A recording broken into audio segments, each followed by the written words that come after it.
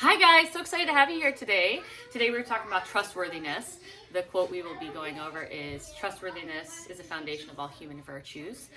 Before we do that, we are going to sing our songs and our prayers and our quotes, and then we're going to talk about the quotation, what that means. We're going to read a couple books, and then we have a pretty cool art project to do. There are so many different ways to do it. If you don't have all the materials, no problem. Just use whatever you have. We're going to make little tiny cameras. So I'd love to see what you make if you decide to make it today. So let's get started. We're going to sing We Are Drops. Oh, before I do that, my kids are right over here. They're watching a movie and talking, so hopefully it's not distracting. Normally I go off on my own to do these lessons, but today my husband has a little bit of work to do, so they're over here trying to behave themselves for me. Let's start with We Are Drops. Oh God, guide me, so powerful, let the flame of the love of God, and then we'll talk about our quote. Okay? All right, so let's start. As you know, this is a call and response. We'll start with, we are drops of one ocean. We are waves of one sea, Come and join us in our quest for unity. It's a way of life for you and me. We are flowers of one garden. We are leaves of one tree. Come and join us in our quest for unity. It's a way of life for you and me. All the world is one country. Man is one. Can't you see? Come and join us in our quest for unity. It's a way of life for you and me. Okay, we're gonna sing Oh God, guide me. So this is the prayer. We're gonna be nice and respectful. We're going to say, oh God, guide me, protect me, make of me a shining lamp and a brilliant star. Thou art the mighty and the powerful. Let's do it again. Oh God, guide me, protect me, make of me a shining lamp and a brilliant star. Thou art the mighty and the powerful. Okay, let me see your muscles. Oh, you such strong muscles. We go. So powerful. So powerful. Is a light of unity. So powerful. So powerful. Is a light of unity that it can illuminate the whole earth. That it can illuminate the whole earth. Whole earth. Okay, awesome. Let the flame of the love of God is the one we're going to sing next, and this is also a call and response.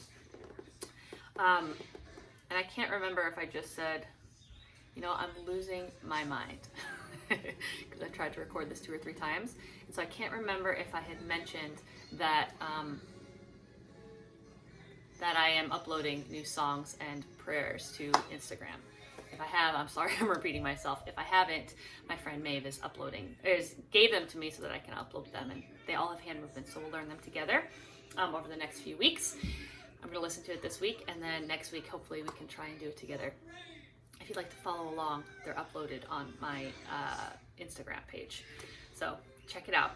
One of them is so far. And also, I don't know if I mentioned it, is that I actually uploaded a beautiful prayer, Oh God, guide me, in Japanese. So if you haven't heard it yet, go check it out. It's so awesome. It was so nice of our friend to send our video of that. So I will somehow post those so that you can find them more easily after I'm done with this lesson. So let's start with our quote. Our quote is, truthfulness is the foundation of all human virtues. So we're going to go over that quote a little bit. Truthfulness is the foundation of all human virtues. Truthfulness is the foundation of all human virtues. Truthfulness is the foundation of all human virtues. Can you say that with me? Truthfulness is the foundation of all human virtues. Truthfulness is the foundation of all human virtues. Truthfulness is the foundation of all human virtues. Truthfulness is the foundation of all human virtues. Good. Okay, what does that even mean? So I have this printout. If you guys would like to color it in at the end, you're welcome to. Now, this printout that I have says truthfulness is a foundation of all virtues, but my understanding is it's of all human virtues. I don't know if there's another quote by Bahá'í, but I did get this from the Ruhi. There's a website that has like Ruhi resources. And what it's talking about is truthfulness is a foundation of all human virtues. So let's talk about foundation first. We know truthfulness is one of our virtues. But what does foundation mean? So let's think. Foundation is the bottom or support of something. So if we have a foundation of a home or a building or a castle, let's say we're building a castle out of blocks, if we create a foundation that is flimsy, it's not on even ground, as you build that castle up, the castle's going to crumble and fall. If you build a strong foundation, which means a strong base, if you build a strong base and then build up from that, it's less likely to fall down. So then let's think about it in terms of this tree. The foundation of the tree is the root system holding into the ground. So if you have a tree that's very firmly rooted into the ground, it has a strong foundation. If a big storm comes, that tree isn't going to topple right over. But if the roots are spread out and they don't go very deep, it means that if there's a lot of water and a lot of rain and there's a big storm, that tree might just completely fall over. So when we're talking about our spiritual foundations, Abdu'l-Baha tells us that truthfulness, which is telling the truth and not lying, is the foundation of developing all these other beautiful virtues. Virtues like obedience and sharing and honesty and kindness and courtesy. So we need to have a strong foundation of honesty before we can even build those other virtues. And those are all the other virtues that we're working on, right? We're working on love and kindness and patience and generosity and justice and honesty. So honesty today is the virtue that we're talking about, truthfulness, being honest, not telling lies. And I have a number of books. I have 2 books to read to you. The first book is The Donkey Egg. And I'm pretty sure as soon as I start reading this, my son is going to run over behind the camera because he loved this book. So you may hear him. But I'm asking him not to come in front of the camera because I don't want him to be on social media at this point. Did you hear me? No running in front of the camera while I read this, okay? You may come and sit right here. Okay. The Donkey Egg by Janet Stevens and Susan Stevens Crummels and illustrated by Janet Stevens. So the woman who wrote it and the woman who illustrated it are the same person. And these are sisters. They wrote it together. And here is who is in our book. We have the bear. Parker, back up please. Old, lazy, cranky, worked hard once, but not anymore. Needs motivation. Hare, friendly, speedy, always running, wants a rematch with tortoise. Blanket, warm, dramatic, hides things, multi-talented, has a checkered past. Fox, clever, loves to play tricks, looking for mischief and some quick cash. And a cameo appearance by Donkey. Where did he come from? And an egg, green, mysterious. What is inside? These are all the characters that we're going to be hearing about in this story. Up on a hill lived a grumpy old bear. His farm was a wreck and it needed repair. But Bear didn't care. He just slept in his chair and growled at his neighbors, Fox and Hare. Grrr. Here's Fox, coming with something to sell. And here's Bear, his whole farm in disrepair, which means it's a mess. Everything's falling apart. Wake up, Bear, cried Fox. I know you want to turn this place back into a mighty fine farm, grow some mighty fine crops, and have a mighty fine life. But you need help, and I've got just the thing. Grrr, growled Bear. What thing? Ta-da! A donkey. That's not a donkey, cried Bear. Not yet, but it will be, said Fox. It's a donkey egg, a genuine, certified donkey egg. Still green, has to ripen and hatch. That's where you come in. Keep it warm, safe, and happy like a little mama bird on her nest. It will take time, minutes, hours, days, weeks, months. So be patient. Then, voila, a donkey. Now, do you think that this fox is being honest with this bear? Do you think a donkey hatches from an egg? Bear didn't think so. As you know, Bear, lots of animals come from eggs. Chickens, dinosaurs, platypuses, alligators, and donkeys. It is the truth. You think it's the truth? No. Parker says no. I can see it now. Your fields are plowed, your house is painted, you and your donkey sitting on the porch watching the sunset. What a deal! And it's a steal today, only $19.95. No way, said Bear. Fox sighed.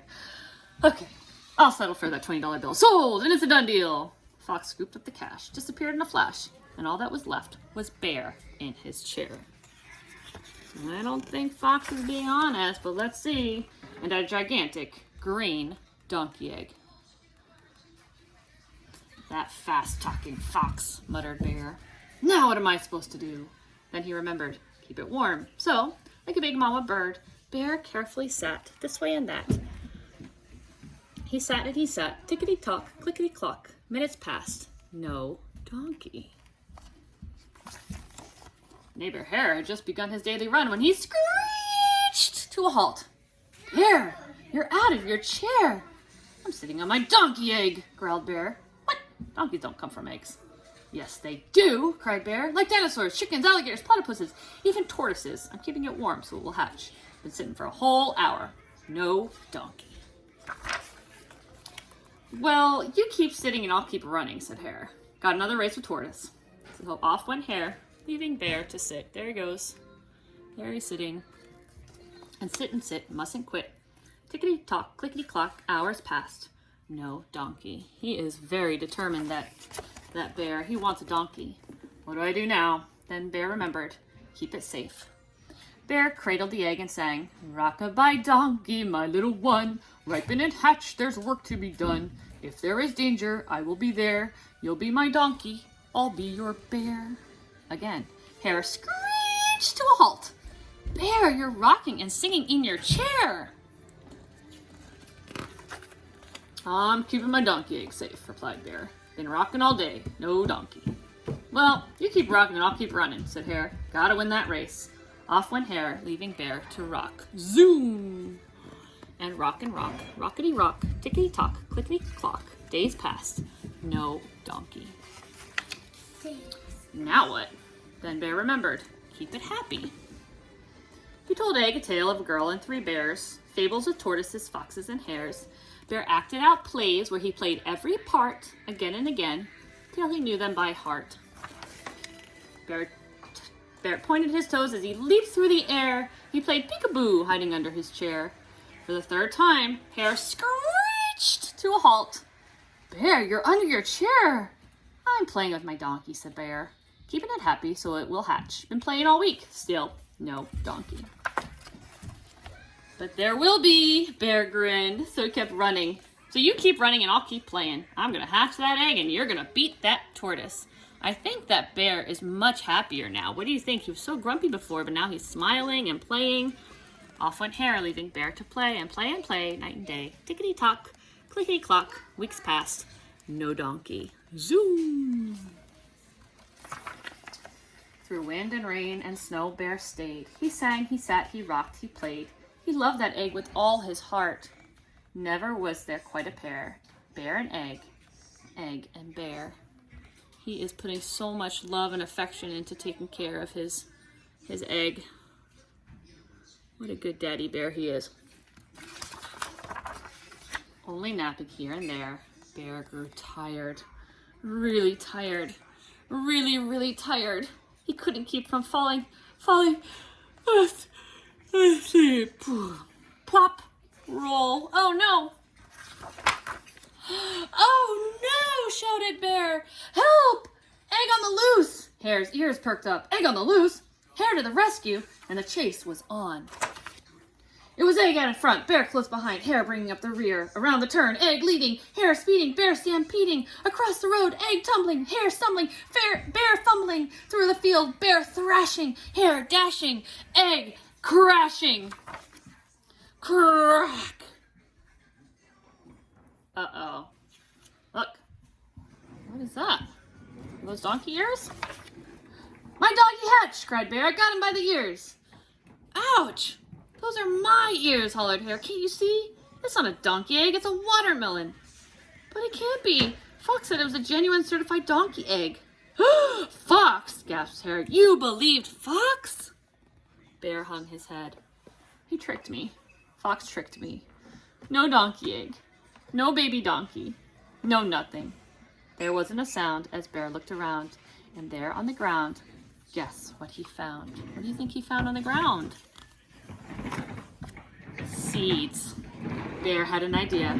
I've got work to do. Well, you start working and all. Hare paused. What does Hare normally say? You start working and I'll keep running, right?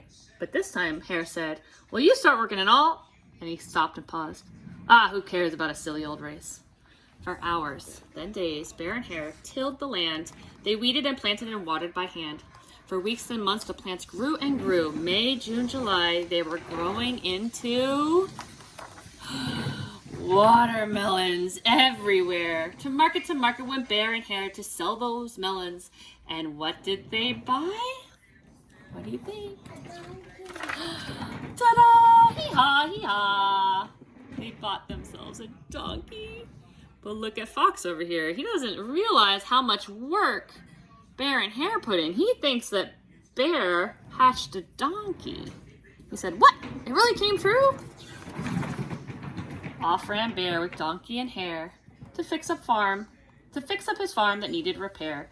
And all that was left was Fox sitting on a donkey egg. Fox sitting on a donkey egg. Now the difference between Fox sitting on a donkey egg and Bear sitting on a donkey egg is that Bear and Hare together actually put in so much effort to grow their watermelons, and then they sold their watermelons to buy a donkey. But Fox doesn't like to put in a lot of effort. Do you think once he finds out this is a watermelon, he will actually take the time to plant it and put in the work to grow a bunch of them to sell, to buy a donkey? I don't think so. So in this book, was Fox honest with Bear? No, he wasn't. He was very dishonest. But Hare was, Parker, please stop. But Hare was very honest, and he was helpful, and he was kind. I'm not going to ask you again. Stop. Thank you. This is my struggle every single week. Okay, Ruthie and the Not So Teeny Tiny Lie. Parker, can you go with Daddy for a little bit, please? All right. So this is also about a fox, and maybe, do you think this fox is going to be honest or dishonest? Maybe both. Let's see. Ruthie loved tiny things. The tinier, the better. Her toys were the teeniest imaginable. She had dinky dinosaurs, itty-bitty trains, ponies no bigger than your pinky, and teddy bears that were barely there. Do you guys have any little tiny toys that you love?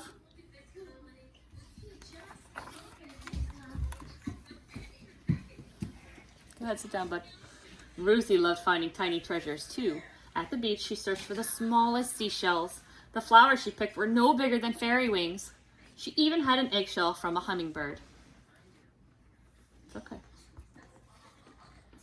And wherever Ruthie went, she carried some teeny things in her pocket. When she landed, she saw something in the grass. Oops, sorry. One day at school recess, after jump rope and swings, Ruthie took a turn on the twirling bar. When she landed, she saw something in the grass. It was a little box with a teensy window and an even tinier button on top. She couldn't believe her luck. It was a teeny, tiny camera. Oh, her excitement. Ruthie looked through its little window. Then she pressed the button on top to take a picture. Click! Just like a real camera. This was absolutely the best thing Ruthie had ever found, and it was hers. Click, click! She tried it out every which way. Look, someone's looking over here for something. Say cheese, clouds. Click. Say cheese, little bug. Click. Say cheese, school. Click. Say cheese, Martin. Click. But Martin didn't say cheese. Martin said, hey, that's my camera. Ruthie was startled. No, it's mine. Give it to me, said Martin. It's mine. It is not. It is too. No, it's not, shouted Ruthie, and she raced back to class. What's going on? Asked Mrs. Olson. Ruthie's got my camera, cried Martin. I got it for my birthday and I dropped it on the playground. But Ruthie wanted that teeny tiny camera in the worst way. It's mine, she yelled. I got it for my birthday. Well, that wasn't true at all. Not one teeny tiny bit. Mrs. Olsen looked at Martin. She looked at Ruthie. Goodness, this is a problem, she said. The camera can't belong to both of you. I'll keep it safe in my desk drawer for now. Let's talk about it again tomorrow. Ruthie's stomach flip-flopped all rest of the day. She couldn't remember the answer to 2 + 2. When Mrs. Olsen read a story, every word flew straight out the window. The bus ride home took forever. Hi, Ruthie, said Mama. How was school? Okay, mumbled Ruthie. Dinner was macaroni and cheese, Ruthie's favorite, but she couldn't eat. Not one little bite. Aren't you feeling well? Asked Papa. I'm not hungry, she said. At bedtime, Ruthie was close to tears. Oh.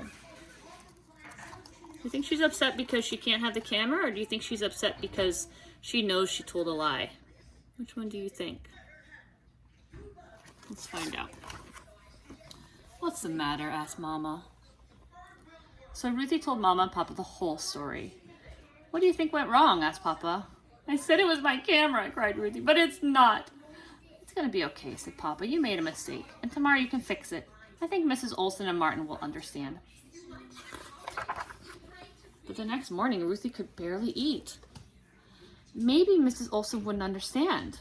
Maybe Ruthie would have to sit in the timeout corner. Maybe Martin would never talk to her again. Maybe no one would ever talk to her again. Not one teeny tiny word.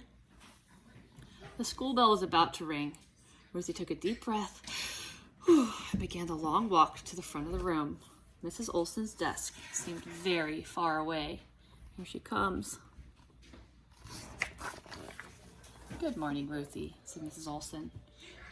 I have something to tell you, said Ruthie in a very small voice. The camera isn't mine. I didn't get it for my birthday. I found it on the playground.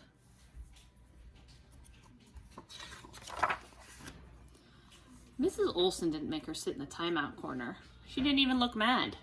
Instead, she gave Ruthie a hug and kissed the top of her head. Thank you for telling the truth, said Mrs. Olsen. That took a lot of courage. I'm very sorry, Martin, said Ruthie. It's okay, said Martin. All at once, Ruthie's stomach stopped flip-flopping. She even skipped a little on the way back to her desk. She got the right answer to 3 + 7. After lunch, Mrs. Olsen read the funniest story Ruthie had ever heard. Look at her laughing there. And on the short bus ride home, Ruthie realized she didn't miss the teeny tiny camera. Not one teeny tiny bit. So Ruthie found that little tiny camera on the ground. She found that little tiny camera on the ground, and she was so excited about it. But then when Martin came and said, hey, that's my camera, what did Ruthie do?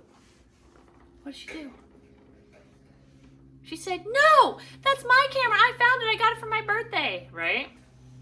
And that wasn't being honest. That wasn't telling the truth. And so she started to feel really bad as she went back to school, back home. Her stomach started flipping. Sometimes when we keep secrets or we keep lies or we tell lies and we aren't sure how to make it right, it can be very heavy on our souls. We don't feel good. It feels icky. So what she did was she told her parents, and that helped a little bit. And then she told her teacher, and her teacher, which took a lot of bravery and a lot of courage, and her teacher actually gave her a hug and a kiss on the top of her head and said, thank you for telling me, you were so brave. And then she told Martin, and then all of a sudden, she felt free and light again. So one of the reasons probably that we need to be incredibly honest with ourselves and with others is that it opens us up to fully acquire the virtues that we know we want to have in this world. Truthfulness is one of the most essential spiritual qualities. And Abdul Baha says that we shouldn't even tell the littlest bit of a lie. And as you know, we might lie to other people, we might lie to ourselves, but we know that God is the all-knowing. So there's no point in lying if he already knows everything about us, right?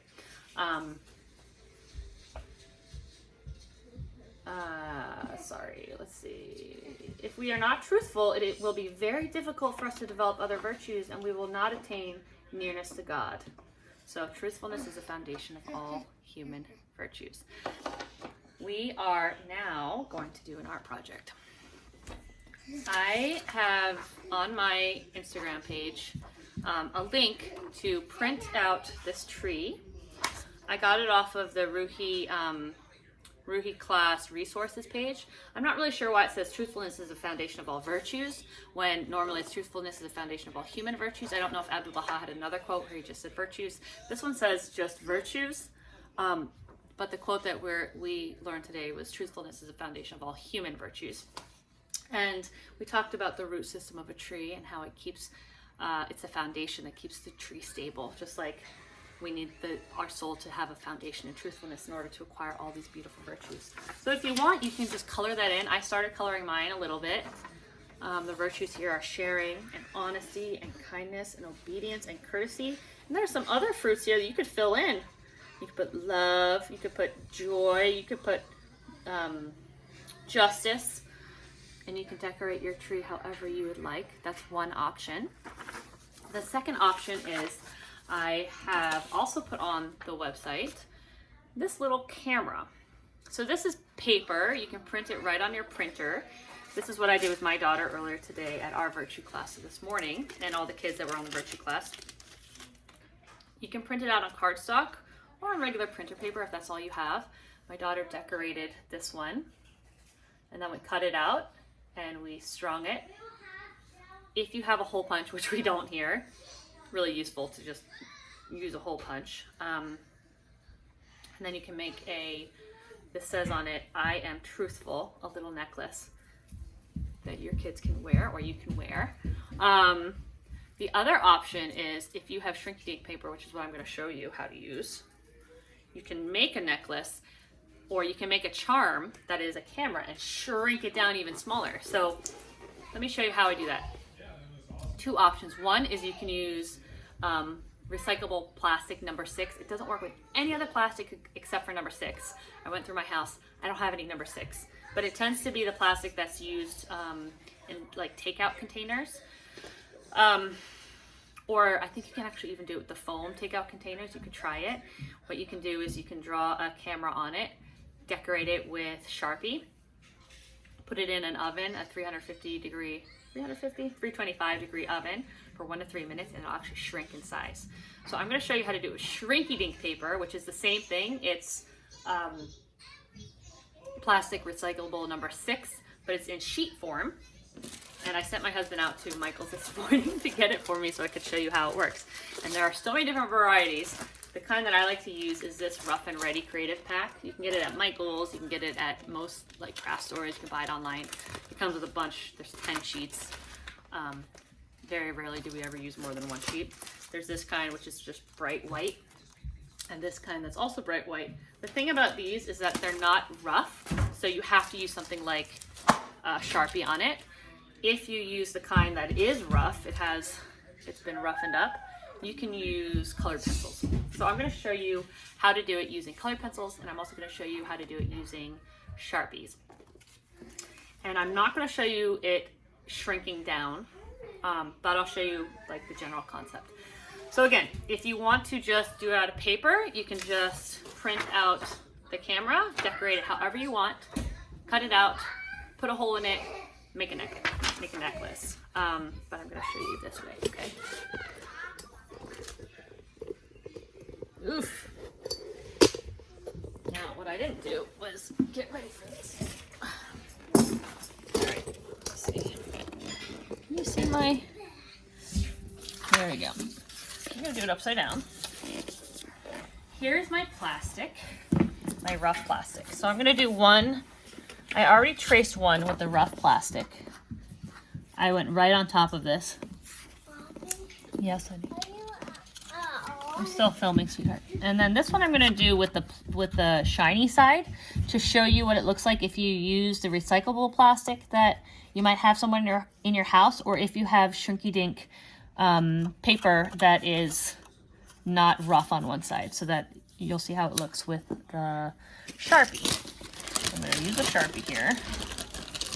I'm just going to trace our little tiny camera. Now this is already pretty small, but when we shrink it, it's going to get even smaller.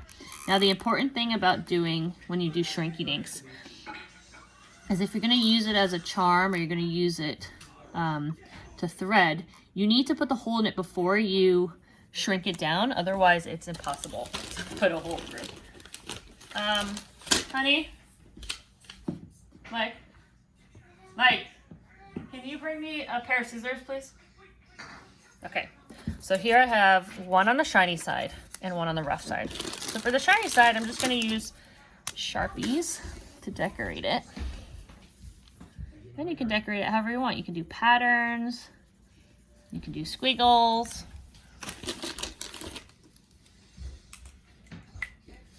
Thank you, sweetheart. Thank you. Okay. You can do circles. It's completely up to you. I'm going to do some dots like this. Okay.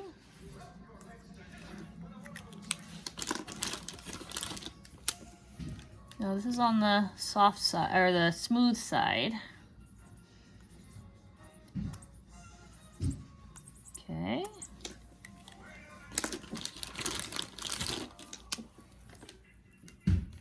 And you could write, "I am truthful," if you'd like, on it. Maybe I'll try not to do that upside down. I am truthful. I am truthful. Okay. Now that's one. I'm going to cut it out. I actually do not have a hole punch. So I will not be putting a hole in this to make it into a necklace. But I strongly recommend, if you have a hole punch, these make really cute charms.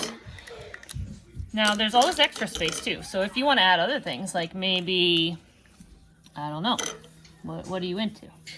My kids are really into cats. Maybe we want to add a cat here. We can cut out a cat and make this another charm too. The whiskers. Okay. So I would put a hole punch maybe here and here, so that once it shrinks down, I can then make that into a charm. Okay, so I'm going to cut those out.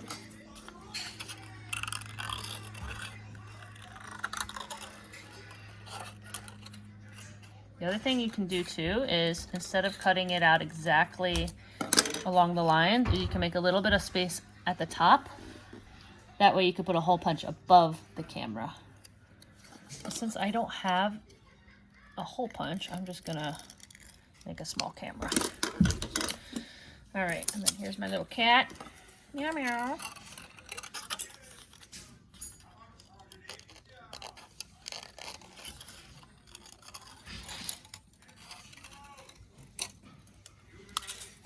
Okay, 2. Now this is the one that, let's see where the best place is to do this. Okay, so this is the one I'm going to do because it has the rough side. I'm going to use colored pencil.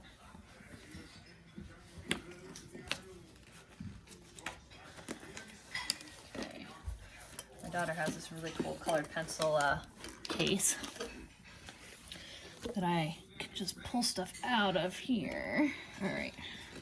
So I'm going to do pinks and greens. Why not? Okay. And again, you can write, "I am truthful," if you'd like, or you don't have to if you don't want to. This is kind of like a watermelon camera to go along with our first story, right?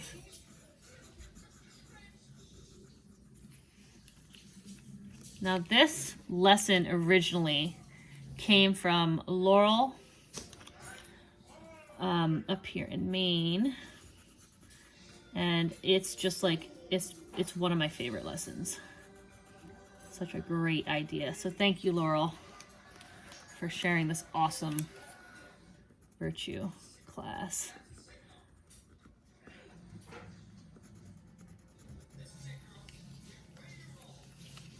Okay, there we go. So creative. I love this. Okay. So here's my, not so watermelon-y. Maybe I need to add a little bit more green to this yellow. Yeah.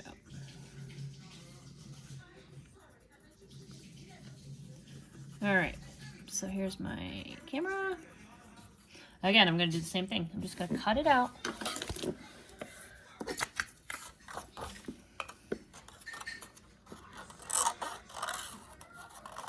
Now these are already pretty small, huh? These are pretty small cameras, but we're gonna make them even tinier.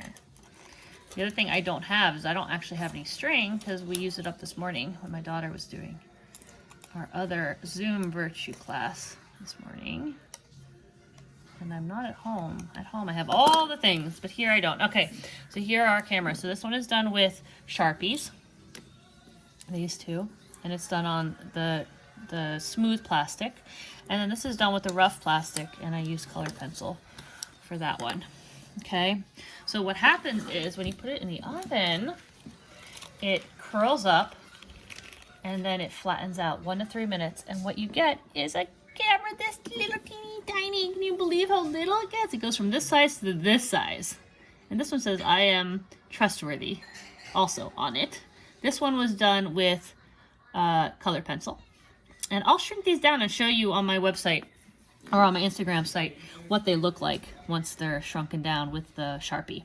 Okay, so then what you can do is if you put a hole punch through it, you can take your beads, create a necklace or a bracelet, and then wear it around. And remember that truthfulness is the foundation of all human virtues.